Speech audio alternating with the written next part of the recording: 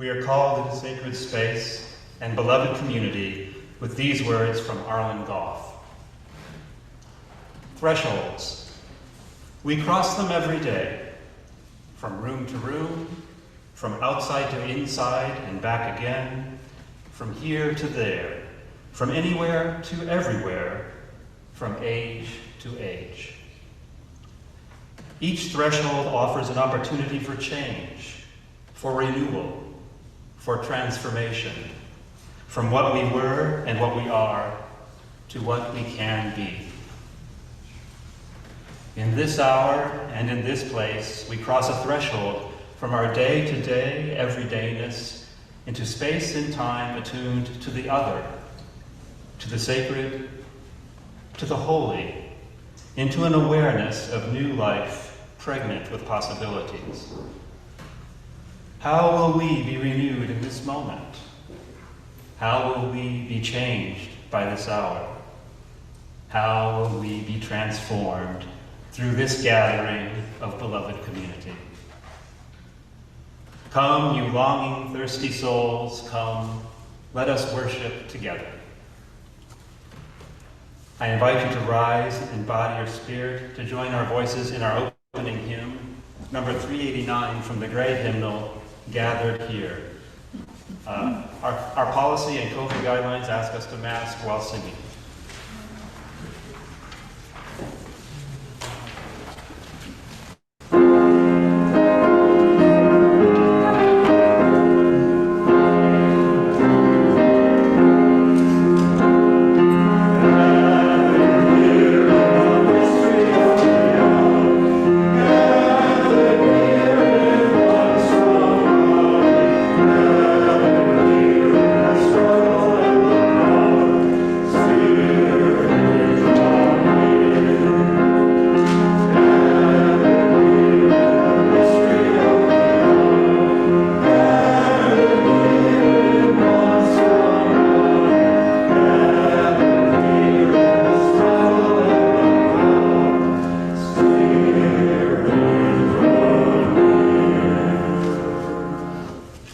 Please remain standing as Ken Grimm lights our chalice this morning with these words from Deborah Falk.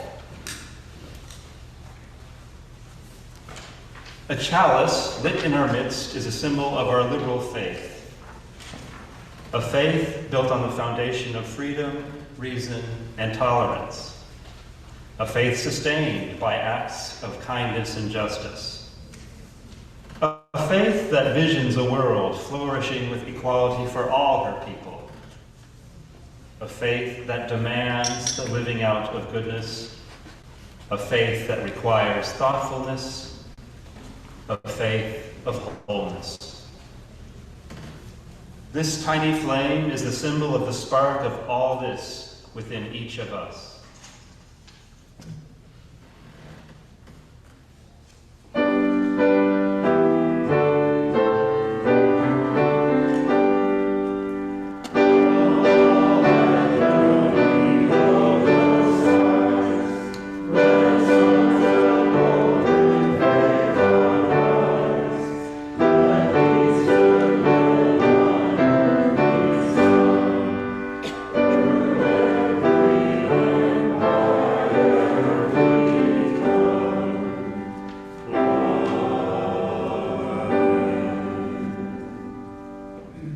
Please be seated.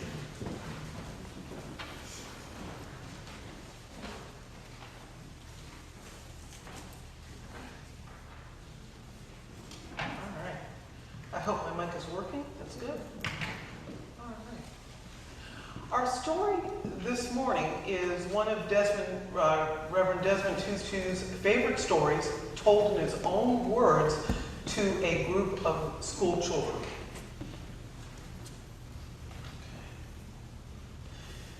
And it's called A Very Mean Word.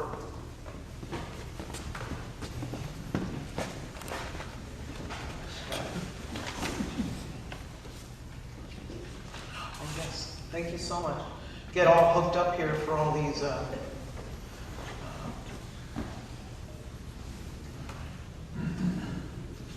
right, there's the story. I knew I had it here someplace. All right, here we are. Okay, so as Reverend Desmond Tutu said, what if someone said that people with big noses were better than people with small noses? Wouldn't that be silly? Well, when I was growing up in South Africa, we were told something just as strange. We were told that people with darker skin were not quite as wonderful as people with lighter skin. Can you imagine? But that's the way it was for a long time, and many mean things were said and done during those bad old days. And here is a story from my own childhood, where I learned the power of words and the secret of forgiveness. Desmond was very proud of his new bicycle. He was the only child in the whole township who had one, and he couldn't wait to show it to Father Trevor. And Father Trevor was kind and loving, and when he laughed, his eyes sparkled and his whole body shook. Father Trevor didn't care whether you were rich or poor, black or white, old or young. He raised his hat and smiled at everyone he met. He especially loved children and would even let them play marbles on the floor of his office, where he met with many important people who came to visit. As Desmond was running along on his bike one day, he rounded the corner and saw a gang of boys. The gang of boys saw him also and stepped in the road to block his path. But Desmond didn't dare stop. What if they took his bike? Desmond gripped the handlebar and raced toward the boys. Although the boys scattered out of the way, the tallest, a red-headed boy, spat out a very mean word. The other boys laughed and shouted the mean word again and again. Desmond pedaled away as fast as he could. His heart pounded and his chest ached. When Desmond got to Father Trevor's office, he was very angry. His teeth were clenched, and the mean word just kept repeating itself over and over in his head.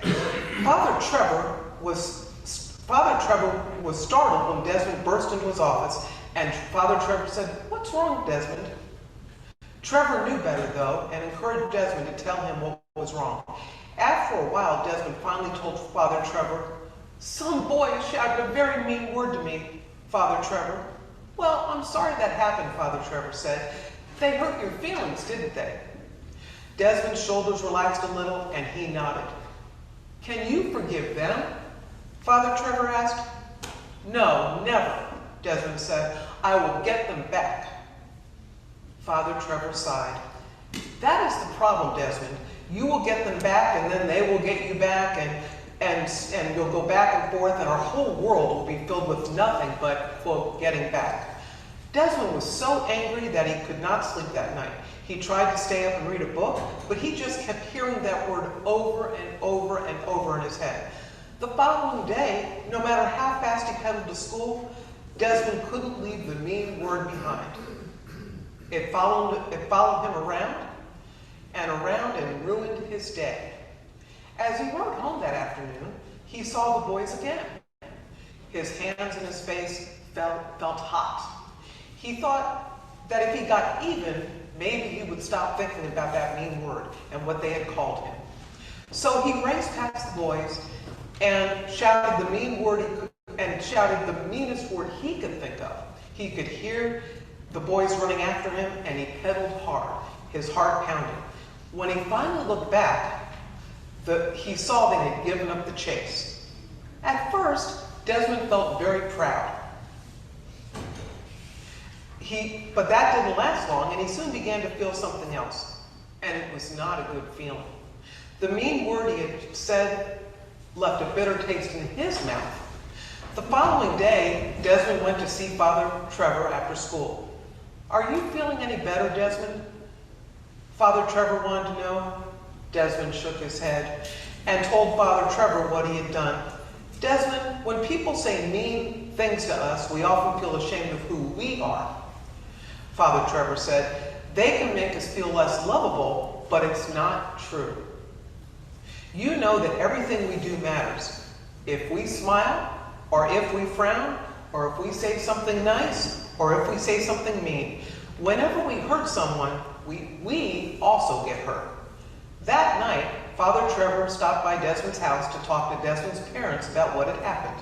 When he was leaving, he told Desmond, "Our hearts are fragile and easily hurt. That is why we were given a way to heal them. It's called forgiveness." "How can I forgive them?" Desmond said. "They didn't even say they were sorry for the mean word they said to me." Father Trevor had an answer for that. "Well, you don't need to wait until someone says they're sorry to forgive them. You have the power to forgive whenever you are ready." "I'm not ready though," Desmond said. "Well, that's okay, Desmond," Father Trevor said. "You will know when you're ready to forgive them." Father Trevor said very softly, Let me tell you a secret, Desmond. When you forgive someone, you free yourself from what they have said or done." About a week later, Desmond was riding his bike down the same street when he saw the boy with the red hair surrounded by two older boys. "That will teach you," one of them said during the heat, dunking the head of the red-headed boy into a bucket of water. Seconds later, the boy managed to raise his head, his wet hair standing up. He looked as if he were about to cry. A woman appeared at the door. "Leave your brother alone. You're as bad as your father. Now get in the house before I..." She didn't have to finish her sentence before the brothers were inside and the door had been slammed shut.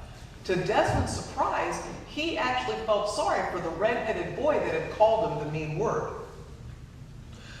A few days later, Desmond had to go to a neighborhood market to buy his father a newspaper. He saw the red-headed boy standing alone in front of the candy counter, which was filled with delicious-looking chocolates and all kinds of fruit candies. Desmond was so excited. Desmond wanted to say something, but he didn't know what to say. Thinking of the mean words he had shouted at the boy, he finally blurted out, "I'm sorry for what I said." The boy looked at him. At first, he was speechless, but finally he stammered, "Well, I guess I'm sorry too." Desmond didn't need the boy to say he was sorry. It would have been nice to hear it, but as Father Trevor had once said, it wasn't really necessary. "I forgive you," Desmond said quietly. As soon as the words went out of his mouth, Desmond felt a little bit stronger, a little bit braver, and a little bit taller. After buying the newspaper, he went outside. The red-haired boy was sitting on a milk crate under a shady tree, but he stood up and moved toward Desmond. The boy looked around to see if anybody else was looking. And then he handed Desmond a piece of candy, a piece of chocolate candy. For a moment, Desmond looked into the boy's eyes and smiled. Then he hurried to get back on his bike with the piece of chocolate slowly melting in his mouth. As the sun set behind the houses, Desmond pedaled home. This time, he didn't do it out of fear. He did it out of joy. The cool wind felt good against his face, and he wanted the sweet taste of chocolate on his tongue to last forever. Slowly, he spread his arms out wide as if he were flying. Desmond now knew what it felt like to be free, and he wished he could embrace the whole world with his outstretched arms. Thank you for listening. Let's see.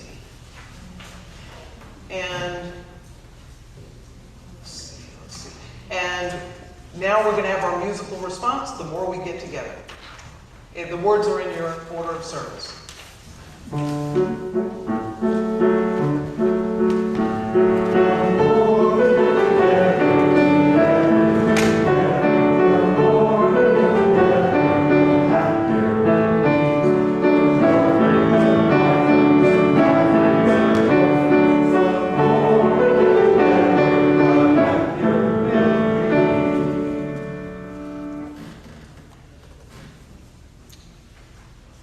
Please remain seated for our prayer hymn, number 391 from the Great Hymnal, Voice Still and Small.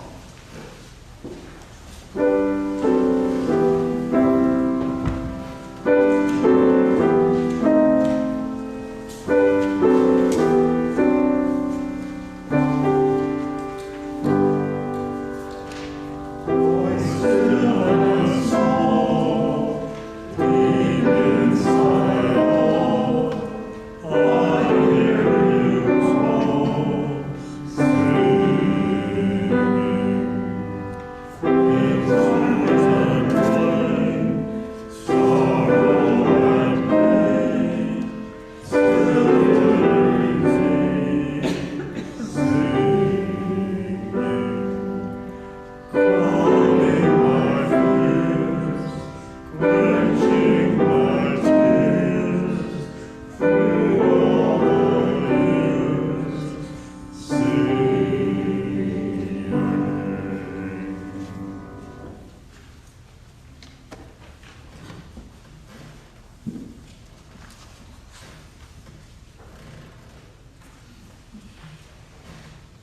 Our spoken prayer words this morning are from The Kindness of Lo Mein by UU Minister Reverend Karen Solvig Anderson. In the silence that follows the spoken prayer, you are invited forward to light a candle for whatever you hold in your heart. My friend Marcy and her boyfriend Brian recently ate dinner at a local Chinese restaurant. As they enjoyed a plate of lo mein, engrossed in conversation, a hand reached down and ushered away their platter of noodles. A voice quick and agitated mumbled sorry, and a thin, poorly dressed woman left the restaurant with their plate of lo mein.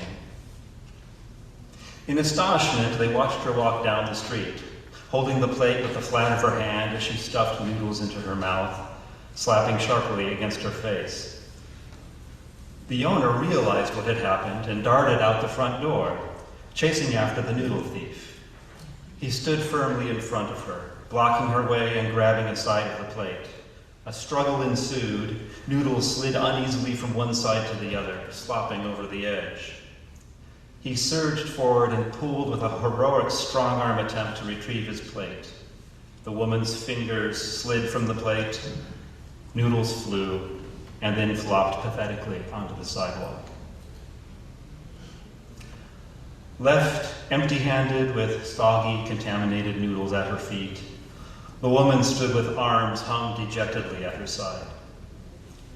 The owner walked victoriously back to the restaurant with the soiled plate in hand. My friends were given a new heaping plate of lo mein, although they had already consumed half of the stolen plate. A stream of apology in Chinese came from the proprietor. Unable to eat anymore, they asked to have the noodles wrapped up and set off to see their movie. A block later, they happened upon the lo mein thief. The woman was hypercharged.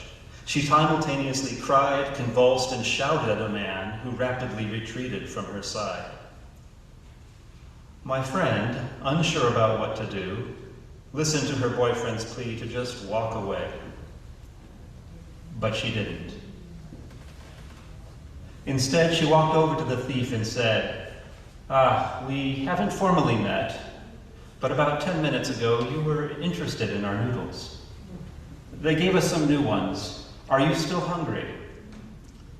The woman nodded and extended her bony arms. She took the styrofoam container in her hands, bowed ever so slightly, and murmured, "Thank you, you're very kind." What makes us walk away from discomfort or stay? You could say a lot about my friend's story, a lot about generosity, kindness, attention, and thievery. I'm more interested in what motivates us to confront that which makes us uncomfortable and makes us look at the guts and grit of decisions. The choices to not address things that are uncomfortable, uneasy, unbalanced, unnatural, unbelievable.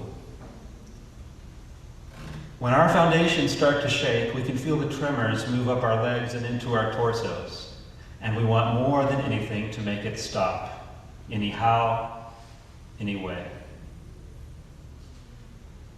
My friend Marcy could hear herself shake. I know because she told me so. But she chose not to walk away. She dealt with uncomfortableness. She held firm in the muck. Sometimes that's all we need or can do to get to the other side. The side where generosity, comfort, and kindness reside. The side where foundations are firm and stable. Where one shaking walks back to the other side. Amen. I light this first candle of joy for the Jawad family, Nargis, Amin, and Osman, as they celebrate the birth of their daughter, Ikra, born on Friday, August 25th.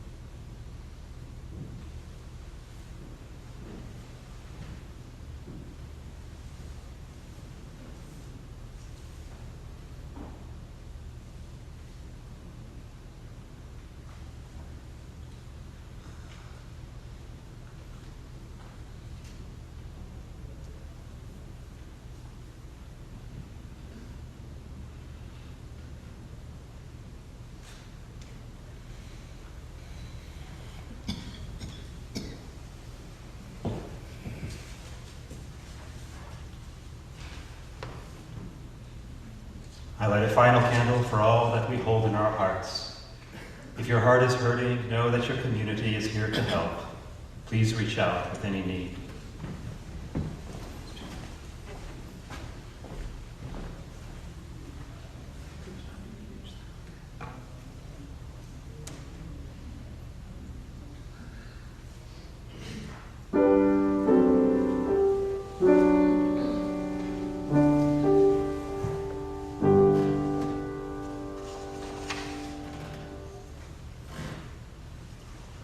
Our offering words this morning are from Elena Westbrook.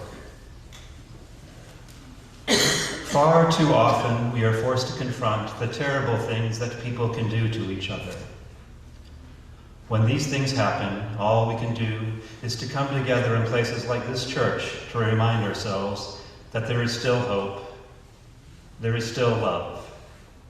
There are still good-hearted people who can look unblinkingly into the storm and continue to believe that a calm, bright morning will come. This community is a refuge where we can keep the ember of hope alive when all the world seems intent on dousing it. And then we can use our little ember to light a beacon for the rest of the world. Our offerings each week sustain this community so we can share our small embers to light a dark world. Please give generously so that we can all together help spread that light. This morning's offering will be gratefully received. For those of you watching the service online, you may contribute to a virtual offering plate using the donate button on our website or by mailing a check to the church office. Will the ushers please come forward?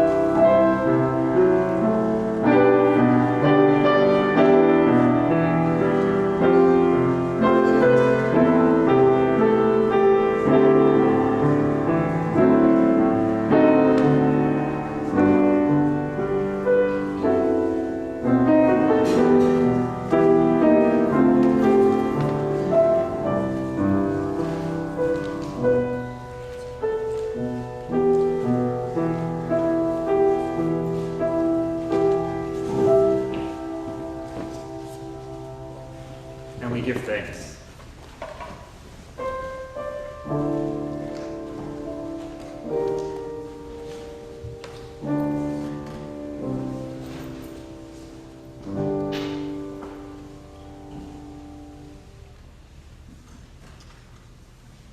These words on kindness from Amelia Earhart. A single act of kindness throws out roots in all directions, and the roots spring up new trees.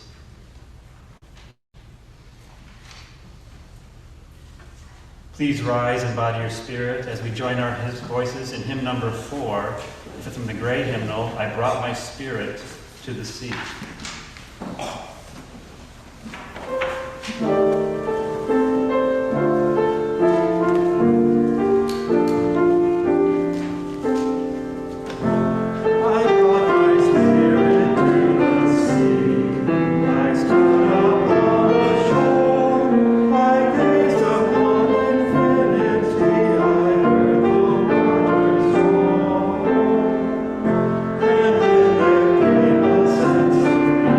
Sense of peace,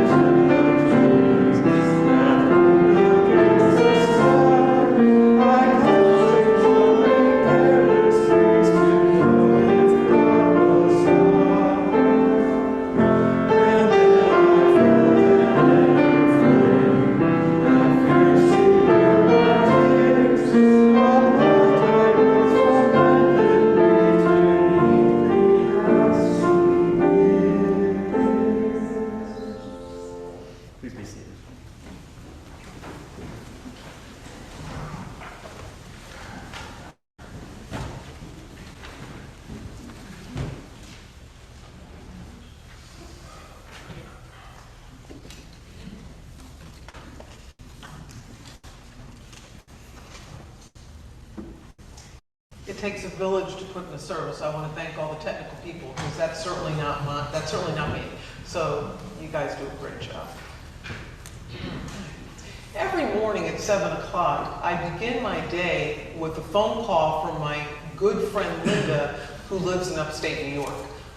We started doing this during the pandemic, and for those of you who read my book or have heard me talk, Linda is my friend that edited my book, and we worked together on our first job out of college at a magazine in New York City.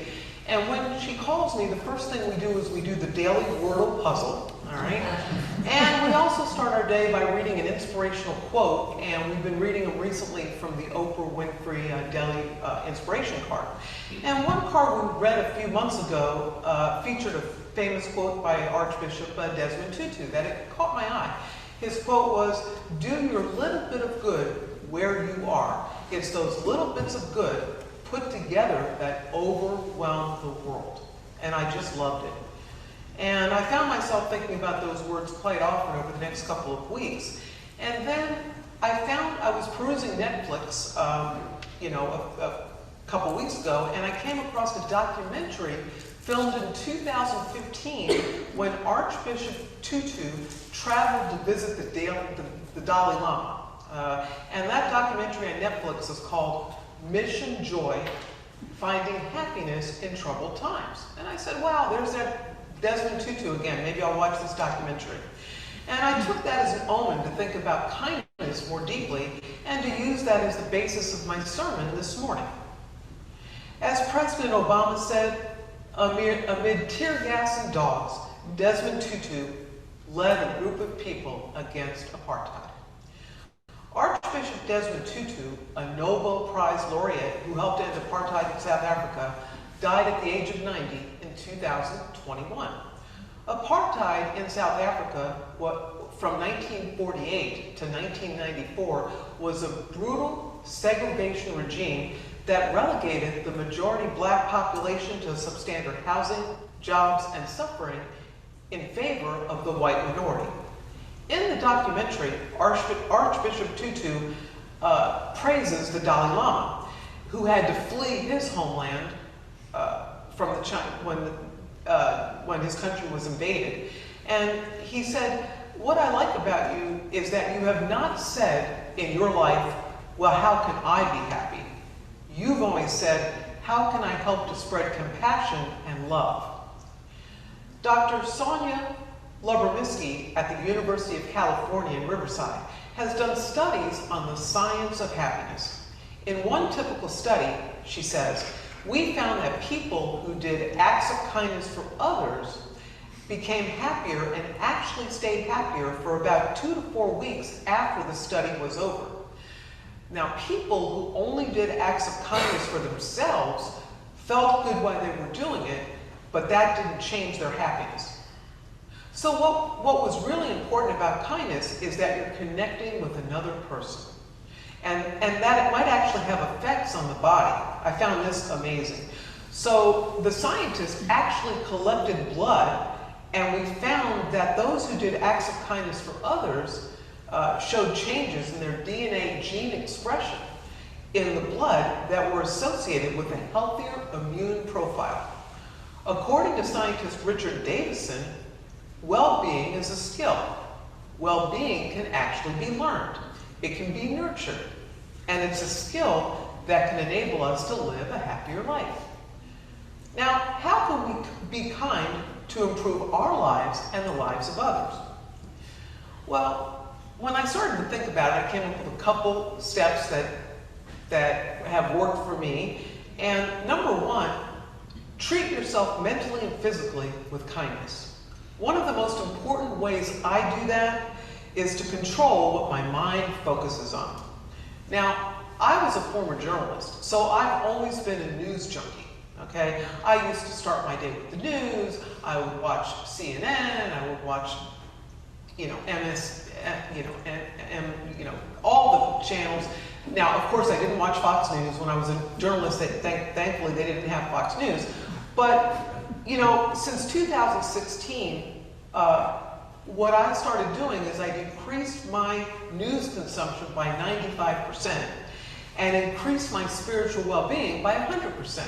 You know, I was talking to Diana a few weeks ago, and she was saying, oh, you know, I watched all MSNBC, you know, and I get so upset and stuff. And I said, yeah, because if you watch that stuff constantly, you know, it's very stressful.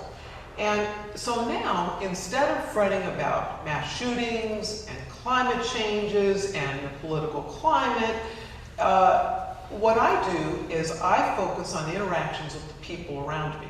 And I inundate myself, not with the news, but with uplifting messages and stories and movies and books. Try it. It'll be amazing. You know, in terms of the news, I only watch about 5 minutes of news a day, just to find the basics of what happened, and then that's it. I don't do any more. I've stopped doing it. And the second thing I do is I recommend is we can all look for kindness opportunities. As mentioned earlier, being kind to others can be beneficial to our physical health. I would add that doing acts of kindness for others can also do wonders for our mental health. When I focus on helping others, I don't have time to wallow in my own self-pity, worries, or problems. Acts of kindness toward others can be as small as smiling at somebody, or offering a friendly smile to those people you meet on a daily basis, your pharmacist, the people at Channing. I was smiling at all the people as they were walking out of, you know, the Epiphany service before ours. Your doctor, your neighbor, an elderly friend, a small child. You know, as I write about in my book, I was a door-to-door saleswoman. And one of the books I read was The Greatest Salesman in the World, and he talks about different tips, and he wrote them in the form of parables or little stories. And one of the things that he wrote about was to greet everybody with a smile, but as you smile, inwardly say to yourself, I love you. So it's like, I love you, you know? And when I was doing door-to-door sales, someone who came to the door irritated or mad, when I just gave them a big smile and said, hi, but inwardly I was saying, I love you, it was amazing. And they were disarmed by my smile and my unspoken offering of love, and they were very much more receptive to what I was saying. Try it. Many people haven't had a kind word spoken to them in a long time, or they've had a very bad day, or they've just listened to the news by mistake, and you know, and they haven't had somebody smile at them or say a kind word, and it could make all the difference to them and to you. A few weeks ago, during my Saturday visit to the health club, after I did a little bit of a workout, and you know, I went into the hot tub, which I really enjoyed. And there was only one other woman in the hot tub, and she was a woman around my age, and we didn't say anything for the first couple of minutes. And then I broke the ice and I smiled at her and I said, you know, coming here every Saturday and sitting in the hot tub for a few minutes does wonders for my muscles. And she said, you know, you're right. Being here for a couple minutes every Saturday does wonders for me too, because this is my respite. This is my weekly respite, because I'm very busy caring for my 93-year-old mother who just had a stroke. And, you know, I took a few minutes to talk about her mother. I asked some questions, and I just wanted to empathize with her and listen to her story. And after we talked a little bit, and I said to her, I said, you know, your mom is lucky to have such a lovely daughter, and you're doing a great job, and you're doing everything you can for her, and I think you're doing a wonderful job, and you're very, very kind. And then I went into the sauna, and she was in there too. And I took another second and I said, by the way, my name is Sheri. And she said, oh, my name is Sandy. And, you know, thank you for taking the time to listen to me today so I can unburden myself. And thank you for, you know, smiling at me and listening to my story. And she says, you know, I really think that God brought you here today because I feel so much better. And, you know, you never know how much a small act of kindness can change someone's day or life for the better. When I notice I'm feeling anxious or depressed, the easiest way to get out of my own mind is to pick up the phone and call somebody from Channing or call a friend. I don't call my sister because she'll speak for an hour and a half, and then I'll look at the clock and say that's an hour and a half, I can't get back. But, you know, I'll send a kind email to somebody, or I'll send a card to somebody. And, you know, my husband Doug, is like the most kindest person and compassionate person I know. You know, he's always on the lookout to help someone else. He goes and he'll pick up trash from the parking lot if somebody threw a bottle down. He helps neighbors, you know, he'll walk the dog and then I'll say, where are you going? Then he'll be rushing back out the door and he goes, oh, I gotta help this neighbor jumpstart their car. Or I wanna help Mrs. Brown bring in her groceries. I mean, he's just such a lovely person. And in the condo below us, a small boy is having a very difficult time. And Doug took the time and he went to the store and he got the boy a very inexpensive toy and he bought it down to the boy. And later that night, his mother, who's having a rough time with her boyfriend, and you know, when parents argue, the children can hear that. It's been very rough on the little boy. And the mother and boy actually came up and they thanked Doug for the little gift, and the boy was smiling from ear to ear, you know. And it made Doug feel so good that he could bring some joy into that boy's life. And in conclusion, I want to invite you to take the 7-day challenge with me. Do one small act of kindness each day this week. It can be smiling at someone, it could be sending a card or a note, or just a general act of kindness. Call, email, or write someone to cheer them up, greet everyone with a smile. Take the challenge, be creative. As Archbishop Desmond Tutu said at the end of the documentary, when you are kind to someone else, you end up joyful. But why?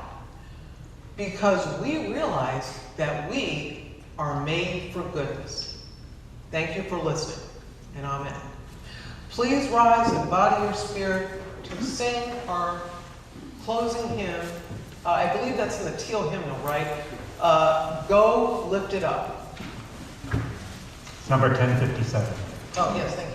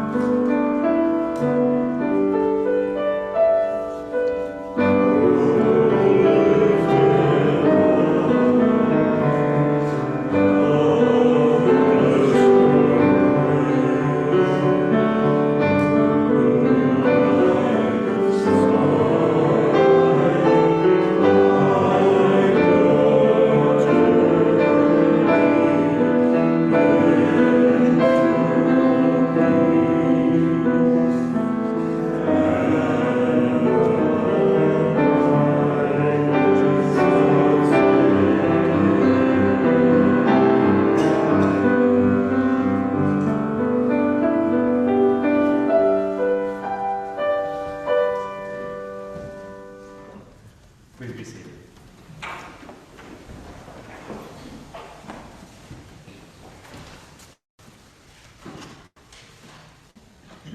Hear the words of Sam Trumbo.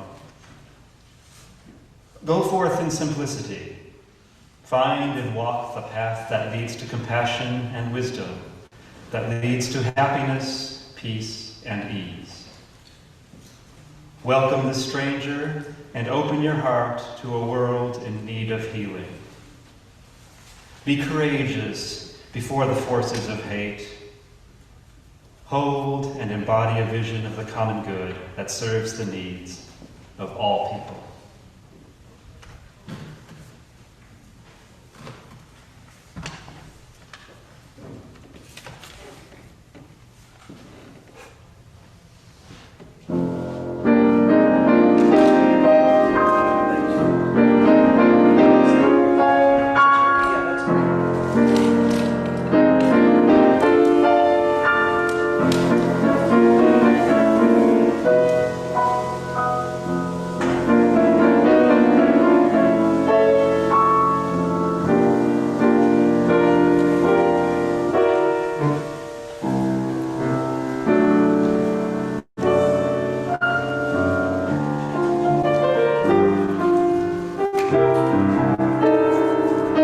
Thank you.